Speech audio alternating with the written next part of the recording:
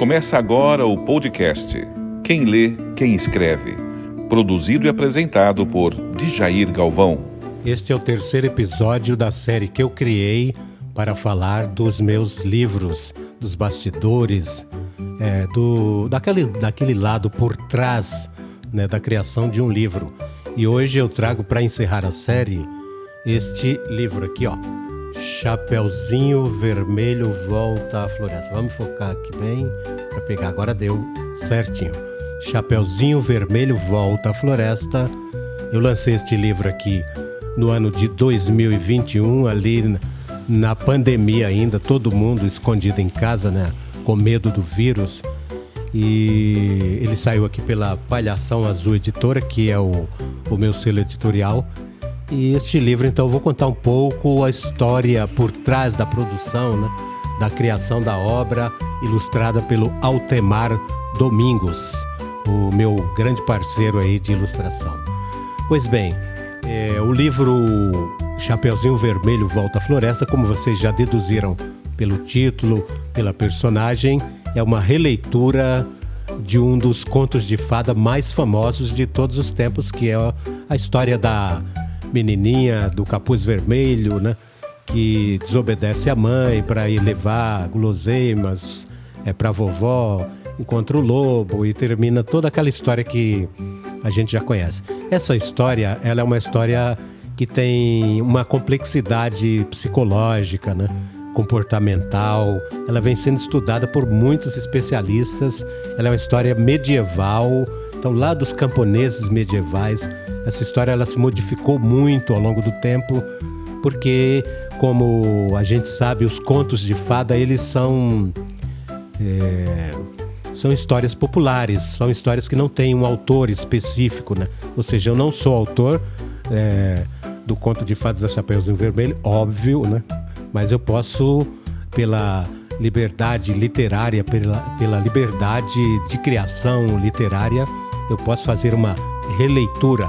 E este conto, além de ser muito famoso, muito popular, um dos mais populares de todos os contos europeus de todos os tempos, ele tem mais de 350 versões diferentes, com diferentes situações em que a personagem foi colocada, e muda, inclusive, a estrutura do conto, ele muda de acordo com a região do mundo onde ele foi adaptado, né? Porque termina sendo, na prática, uma adaptação. Então aqui, esta é a minha releitura do famoso conto da Chapeuzinho Vermelho. Aqui eu vou mostrar de novo a capa, focar melhor. Ó, tá vendo? Chapeuzinho Vermelho Volta à Floresta. Às vezes desfoca um pouquinho, mas agora pegou legal. Chapeuzinho Vermelho Volta à Floresta. Ilustrações muito bonitas. Eu vou só passar aqui só para atiçar a curiosidade, né? O Altemar Domingos é um cara muito bom nessa brincadeira aí de ilustração. Ele produz com muita facilidade uma história que não tem nada a ver com a outra e cria situações e personagens muito bacanas. E depois eu vou mostrar, inclusive, aqui umas particularidades. Mas voltando, então, como eu dizia, os contos de fada, e este aqui em específico da Chapeuzinho Vermelho, eles são um produto da imaginação popular de séculos. Então o conto da Chapeuzinho Vermelho remonta lá ao período medieval dos camponeses, e os contos de fada, eles foram criados para assombrar os adultos, né? Os adultos precisavam dormir mais cedo. Então, aquelas rodas de conversa no início da noite, muitos desses contos, de vários dos contos das histórias fantásticas da humanidade, surgiram à beira da fogueira, né?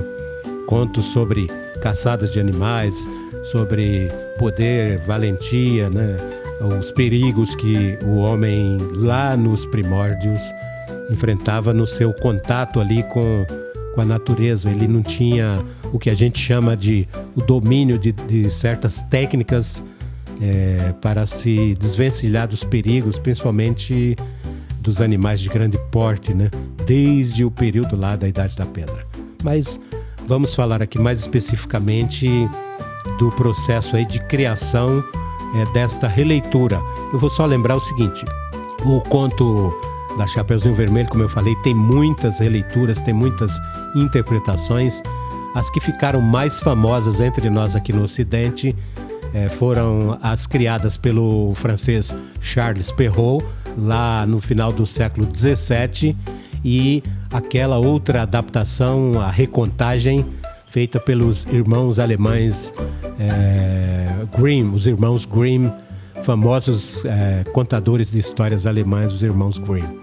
Então, isso aí, eles fizeram essa recontagem, vários contos, né, lá já no final do século XIX. Então, a história clássica tem dois finais, inclusive.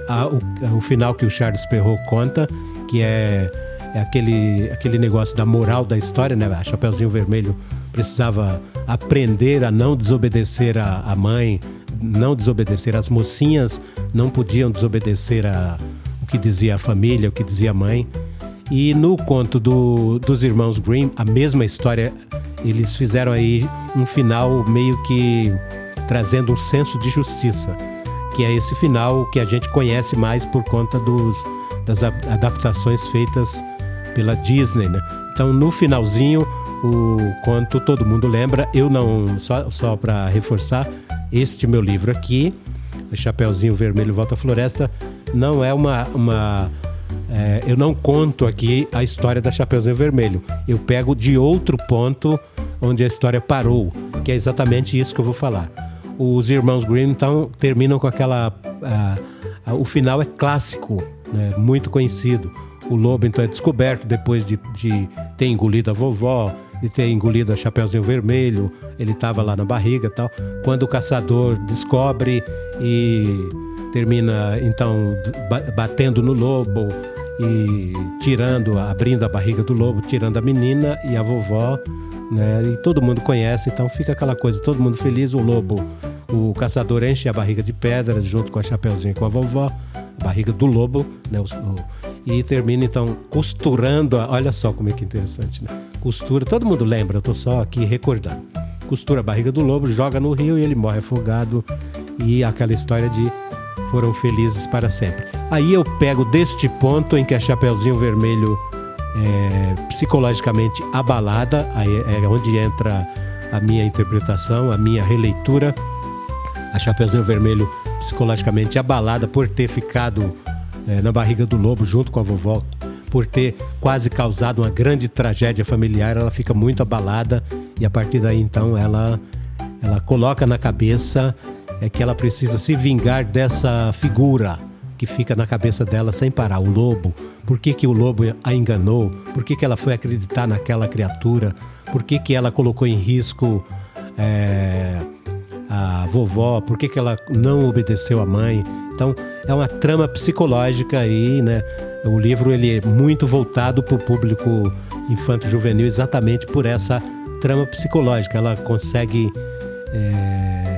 imaginar uma série de coisas, então ela vai embora do povoado. Eu não vou contar a história, obviamente vocês têm que ter acesso ao livro e olhar e compreender esta releitura. Então, a partir dali eu começo a trabalhar a ideia que não é nada boa da vingança, para se discutir exatamente com as crianças a partir dessa releitura. Essa foi a minha intenção, a partir dessa releitura, dentro da sala de aula, pais, em casa, professores, quando levarem essa história para as crianças, essa minha releitura do conto da Chapeuzinho, que as crianças já conhecem, né? A história clássica, né? Que é como é que ela termina, principalmente essa versão dos irmãos Grimm. Então eu começo a trabalhar a questão da vingança, que não é uma coisa boa. É exatamente para se discutir que o processo de vingança tocado aí, colocado na cabeça pela Chapeuzinho Vermelho nesta minha releitura aqui em Chapeuzinho Vermelho Volta à Floresta. Ela volta à floresta aqui no sentido para a prática de uma vingança, e uma vingança que não vai dar muito certo, e vocês vão entender por quê. Este livro também ele traz como componente nessa liberdade de criação o período da pandemia. Então vocês vão entender que aqui o livro foi criado, escrito A história foi bolada durante a pandemia e tem um bastidor aqui curioso que eu vou contar para vocês. Como é que surgiu, além de eu já gostar da história da Chapeuzinho Vermelho, além de eu já gostar, né, dos contos de fada, de eu ser apaixonado por essa história, eu lembro que eu estava aqui assistindo a uma história, uma releitura de desenho animado de Lobo Mau e os Três Porquinhos, aquela outra história clássica aí, né, dos contos. E essa história me chamou bastante atenção pelo inusitado que tinha lá. Aí foi quando terminou essa história, eu falei, caramba, eu podia pensar numa releitura de uma coisa que eu gosto muito, que é da Chapeuzinho Vermelho. Aí peguei o computador e comecei a escrever.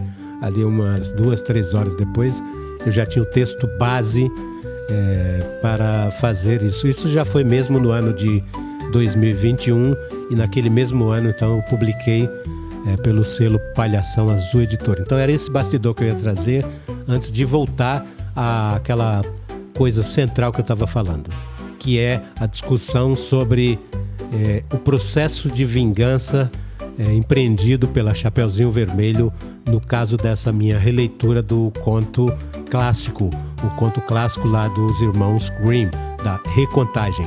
Não, eu não peguei aquela história, o final da história usado pelo Charles Perrault, porque não me interessava muito, porque ali naquele final do Charles Perrault, na verdade, a Chapeuzinho e a vovó morrem.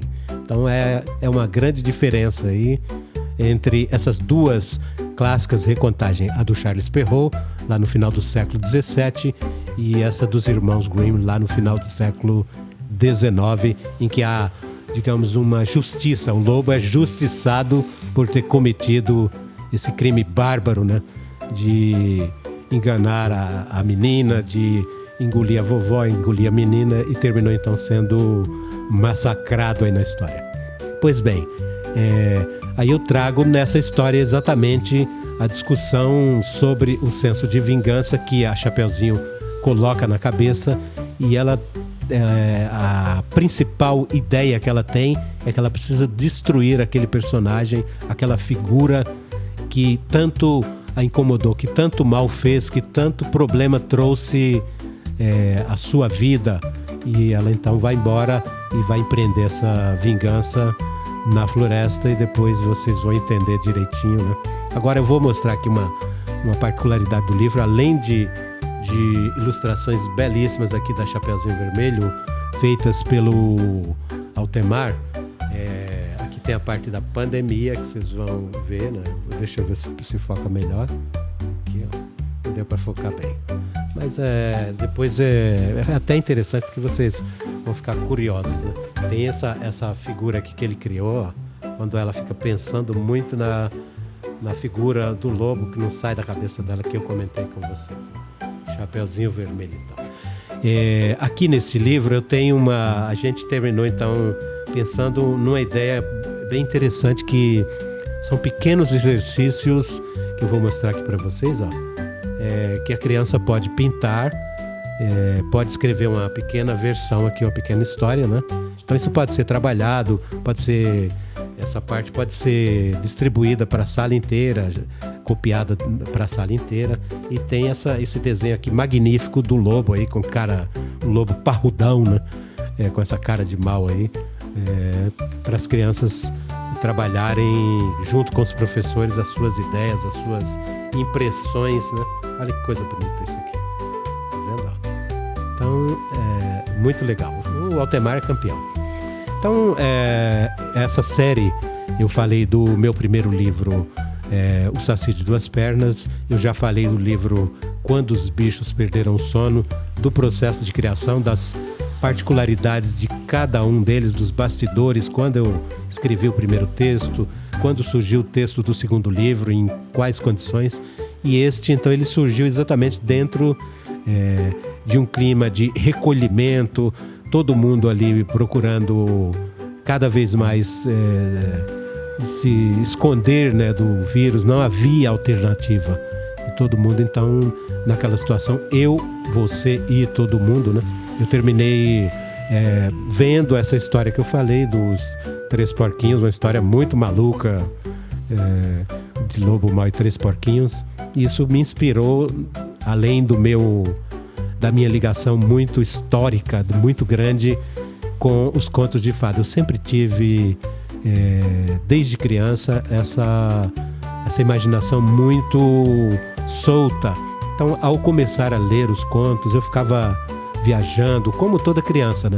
Por isso que a literatura infantil tem essa capacidade de fazer com que as crianças viajem para outros mundos. A literatura, como um todo, obviamente, tem esta capacidade, tem essa característica. Agora, a literatura infantil, ela tem esse tom do mistério, das coisas sobrenaturais, das coisas fantásticas, né? Por isso que as crianças têm uma predileção muito grande. Aí entra dentro do processo as adaptações, as contagens. Tem muitos podcasts, tem muitos blogs, tem muitas histórias aí, né, já voltadas para recontagem. Eu admiro muito, por exemplo, os contadores de histórias, as contadoras de histórias, as contações de história, porque elas remontam exatamente aquele processo medieval ou o processo mais antigo da humanidade de contar histórias, de recontar, de pegar personagens fictícios ou personagens que fizeram parte daquela comunidade ou histórias que fizeram parte daquele povo, que terminam então ganhando uma nova roupagem. E por isso, para finalizar essa série e dizer que eu estou muito feliz da audiência, tem sido muito grande no Instagram, lá no TikTok, no YouTube, no Apple Podcasts, no podcast que eu mantenho no Substack e também lá no Spotify. Tem sido muito grande a audiência, eu agradeço a todo mundo, vocês que vêm acompanhando, e dizer que eu me sinto muito feliz de poder compartilhar essas histórias nessa série e a gente entender que o processo de criação das histórias infantis, infanto-juvenis, a literatura infantil tem esse poder transformador de colocar na cabeça da criança hipóteses, possibilidades para que ela comece a pensar e criar suas próprias histórias, recriar.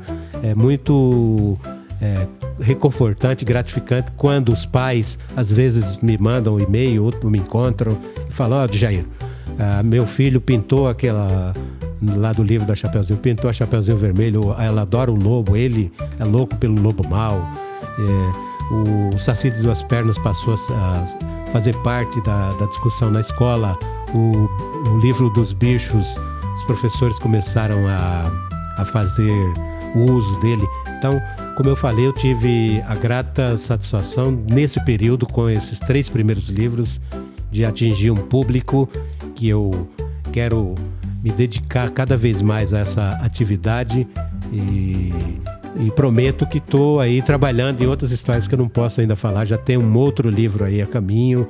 Aliás, eu tenho 2 ou 3 outras produções aí que estão a caminho. Estou só aí juntando umas histórias, fazendo umas ligações aí mentais para próxima produção, tá bom? Pessoal, e esta foi a série sobre os meus 3 livros aqui no podcast Quem Lê, Quem Escreve. Eu sou Djair Galvão, agradeço imensamente a sua audiência, a sua participação. Você pode se inscrever no canal da editora ou no canal do Djair Galvão lá no YouTube.